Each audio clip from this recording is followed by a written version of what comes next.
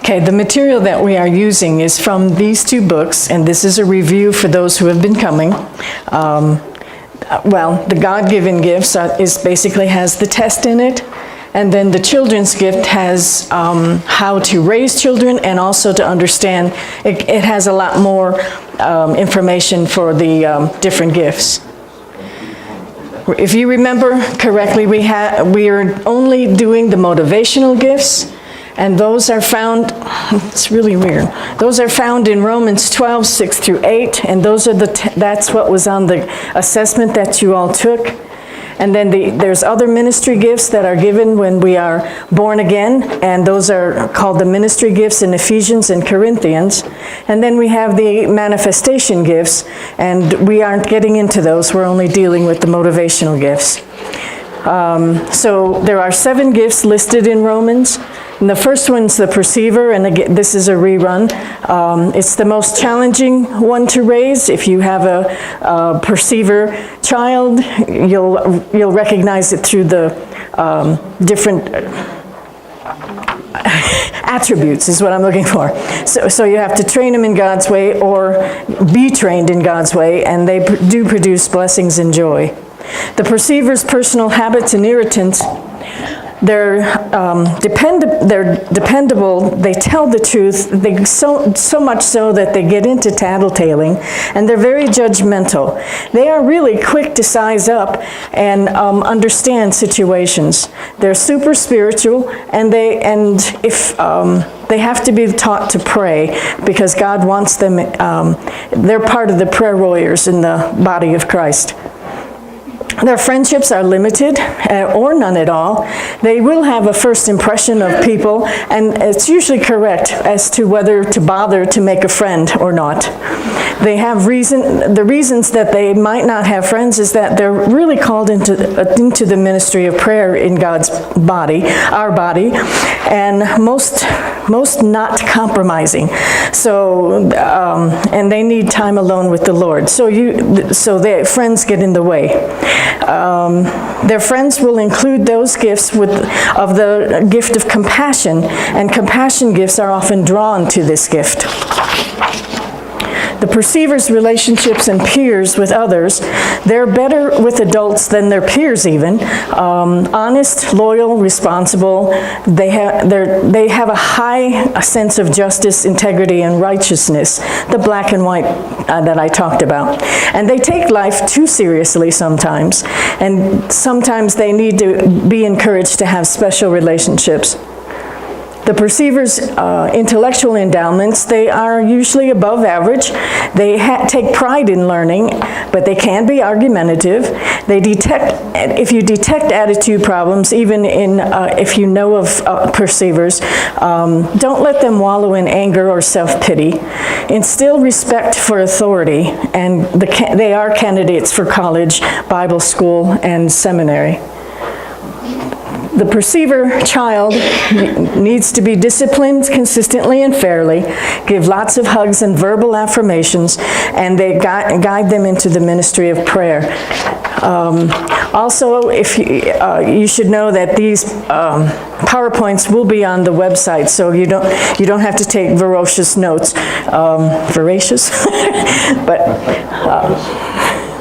So training up the server child, that's one of the easiest to raise.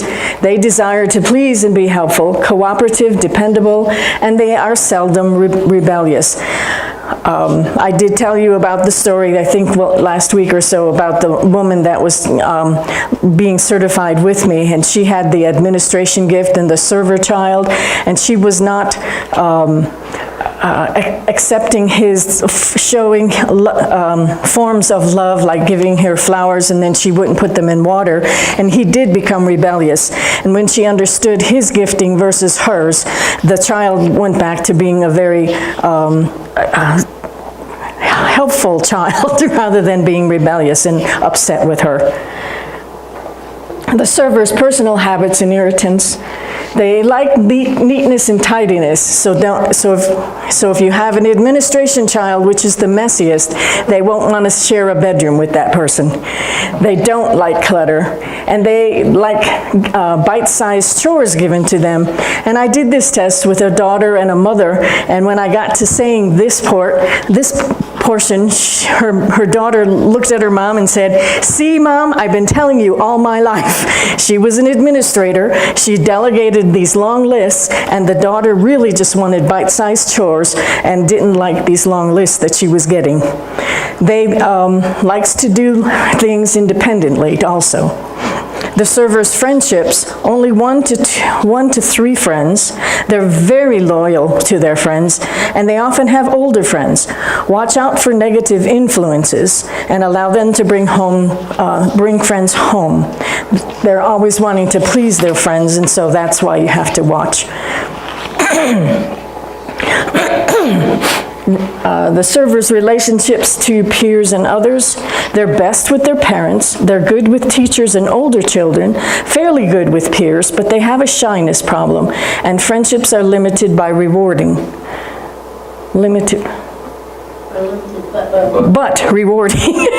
I'm sitting here, that didn't make sense. But the server's intellectual endowments, they're average students, usually not college-bound unless they have a secondary gift which balances them out, and we talked about the combination gifts last week. Don't compare them with others, and they work with their hands, and they often will become the carpenters and people that are in drafting and construction. So again, I'm repeating from last week, help build their self-esteem, their self-image, give verbal affirmation and appreciation, because their appreciation comes in giving service, and if they are not appreciated, they get discouraged. And encourage the manual skills. Training up your teacher. This is gifted, they are gifted with a sharp mind. Intellectual pursuits are their desires, and they're academically oriented. The teacher's personal habits and irritants, they have really good study habits, and they have a love for learning, usually punctual, and they can be intolerant of those who think and act differently from themselves. And they are also debaters who love a challenge. They often become your doctors and lawyers and things of that sort. The teacher's friendships, content with just a few friends. Usually they like friends with the same intellectual interests. They can prefer books to their friends, and they need to learn social skills. Get them involved in clubs and activities. I had a son that had a teacher gift first, and he loved the chess club, so that was a perfect one for his intellectual abilities. And they also had, even chess clubs members have t-shirts. It was their motto. The teacher's relationships with peers and others, they relate well to parents and teachers. They can be a teacher's pet. They're better to older kids than their peers. And they can relate to the younger kids, but they have to be in the role of boss. The teachers' intellectual endowments, they're the most intellectual. They are the ones that will moan if they get a B.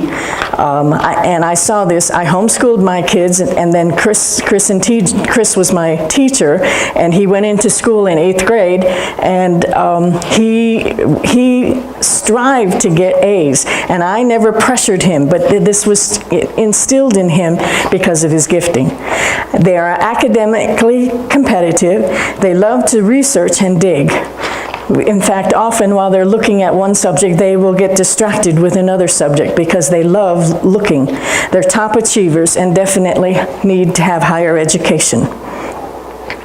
The teacher child, in conclusion, encourage exceptional academic ability, guide them to true humility, which is a problem, and we'll talk about that later more, increase skills in interpersonal relationships. to train up your exhorter. This is the one that can't keep their mouth shut.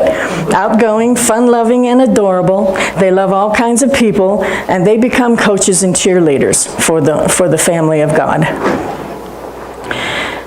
Personal habits and irritants. They're nice, neat, clean, and tidy. They are another gift that does not like clutter.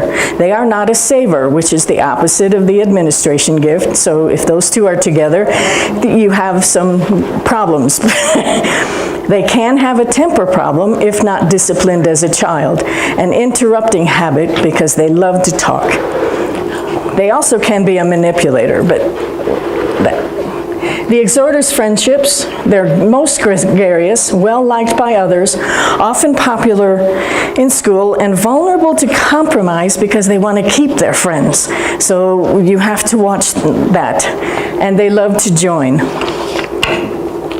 The relationships of peers and others, they relate well to everyone, dislike strained or broken relationships, transparent. You know exactly where they stand, and they're natural counselors to their friends.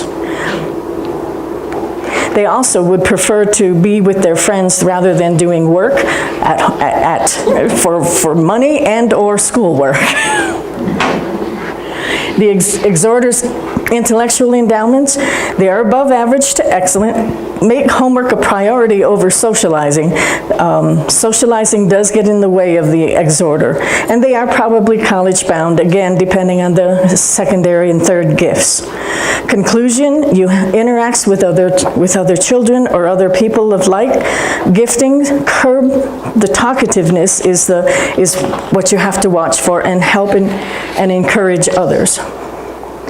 Train up your giver.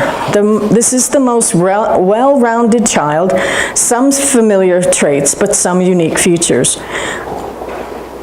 The giver's personal habits and irritants. They are neat and helpful. They're not as good as the server for spotting a need, but they are very glad to help when they're asked. Friendly, though somewhat shy. Ability to make and save money. This is unique to the giver because they can save for presents for others other than himself. So they have a Robin Hood syndrome, and they are the ones that will have the Kool-Aid stands in the car washes. However, they can become stingy, and I love the example of Scrooge, who I believe probably had the gift of giving, but when he is hurt if he feels neglected or hurt, they become stingy, and they have to have the love of God to use their gift properly. The giver's friendships. They have a few friends. They choose serving type friends, and they develop strong ties of loyalty, another very loyal gifting. Enjoys non-competitive groups, and they prefer the smaller groups rather than the large groups because of the tendency to be shy. The giver's relationship to peers and others, they get along well with everyone. Gives respect to all adults and shines brightest making money. Don't become resentful because that becomes they have a tendency then to become stingy. The intellectual endowment, average to above average. They are definitely the ones that end up in business schools or Bible schools. They have manual skills and business ability. I never gave this one boss of mine a test, but I had met this young kid when I was working for his father, and I moved away from the area and moved back, and when I moved back, Mark Bregman who had dropped out of high school, and he went and bought stores with the help of his dad, and he was bored in high school. He was very bright. And then by the time he was 50, he was actually able to retire because he did such a great business. And I went to work for first worked for his dad, and then I worked for Mark, and Mark was, I think, 18 when I went to work for him, and he had like 3 stores called Up Your Walls for wallpaper. And it was fun answering the phone for that one. But the conclusion for the giving child, help develop confidence in relationships, encourage financial and business interest, they're really good at it, and enhance witnessing ability, because this is another one that God uses in the prayer ministries. Training up your administrator. They're natural leaders, like the Pied Piper, and help to be a good one. The personal habits and irritants, they're studious, plans ahead, lists and notes, can be forgetful, messiness and procrastination. They are the saver, and they have the stacking phenomenon. They will have stacks of paper or things around the house, but they will know what's in the stack. So don't get upset if you happen to, find somebody with this phenomenon.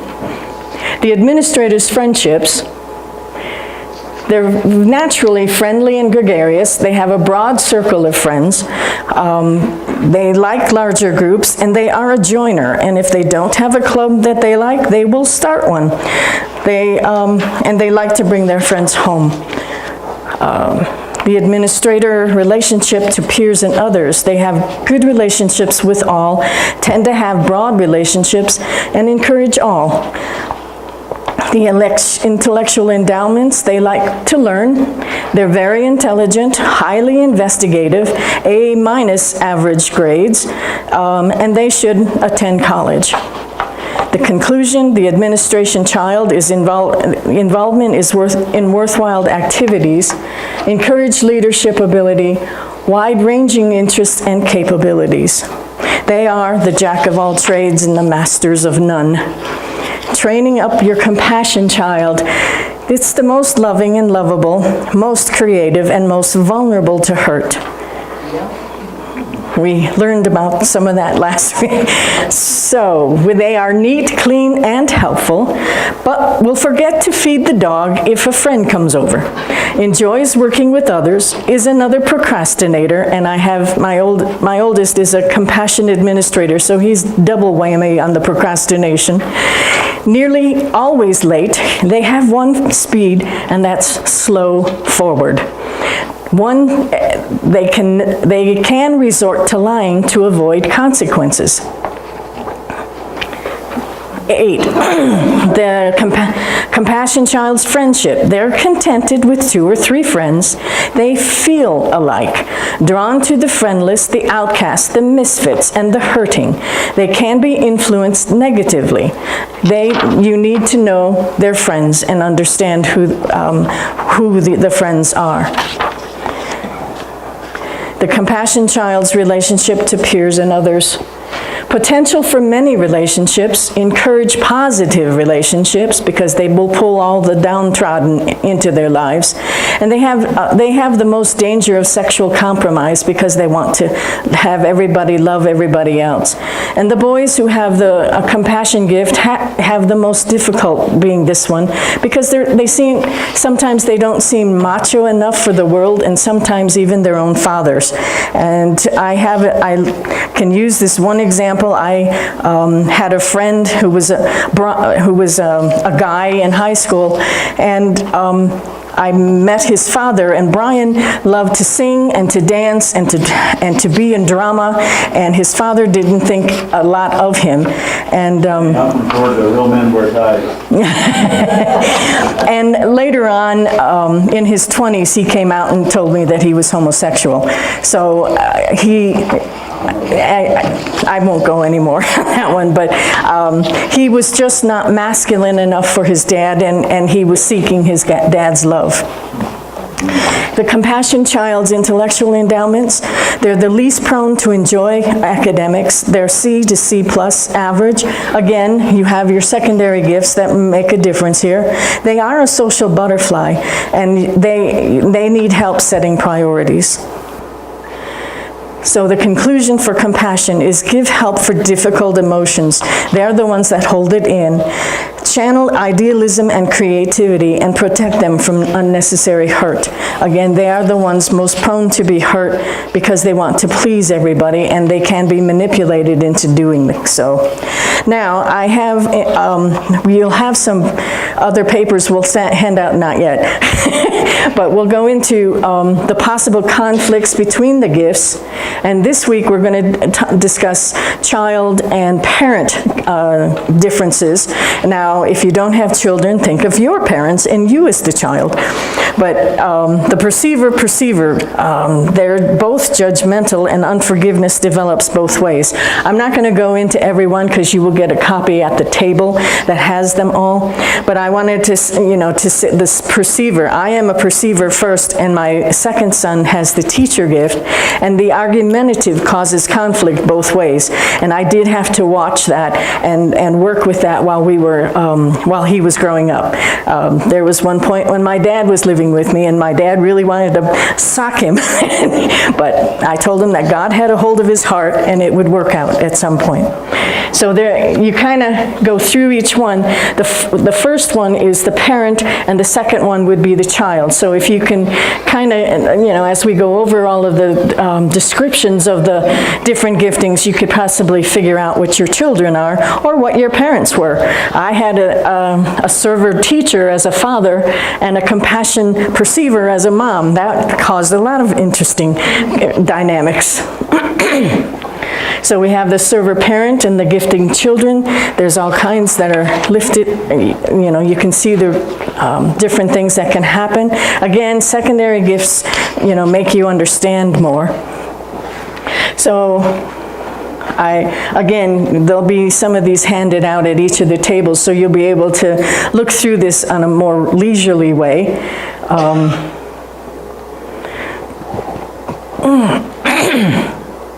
I don't know if you want to read.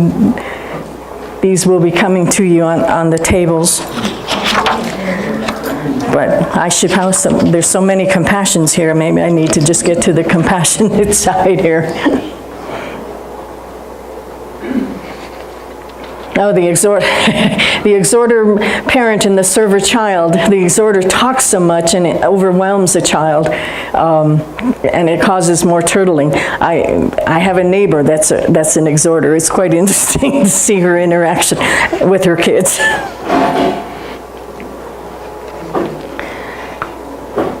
But I'll give you some time, a little bit of time here, but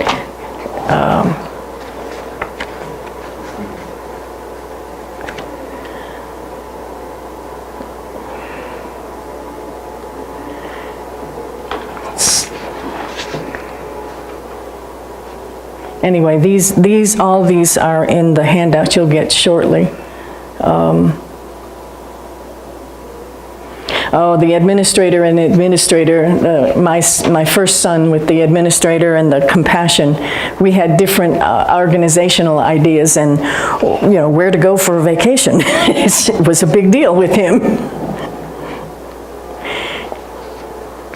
Compassionate child and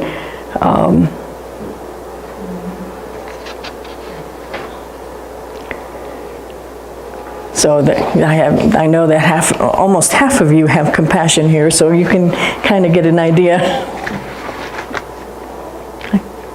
Figuring out what your parents were versus you, and